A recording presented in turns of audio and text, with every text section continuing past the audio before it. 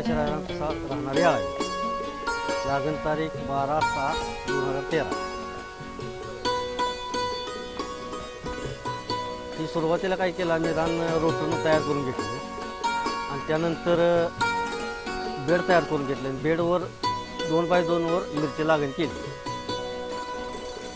ही jewellery जातीची variety आहे, विकास रोपवाटिकातून इथून आणली।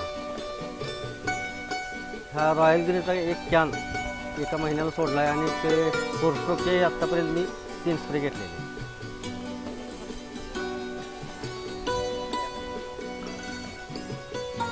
प्रत्येक वर्षीच्या उत्पादनाची तुलना करता ह्या वर्षी हे ज्वेलरी मिरचीचं उत्पादन 1 नंबरचं मिळाले। माझं एकूण 20 गुंठ्याचं क्षेत्र आहे, त्यामध्ये जवळजवळ आता 1,20,000 मिरची गेली कोल्हापूर मार्केटमध्ये।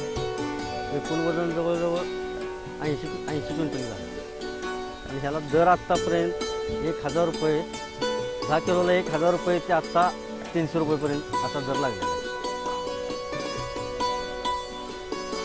नाही, फोरस्ट्रोकचं स्प्रे घेतल्यामुळं हे फोरस्ट्रोक हे 4 रोगावर चालते, त्यामुळं बाकीचं स्प्रे घ्यायचा याला जास्त आवश्यकता बसली नाही।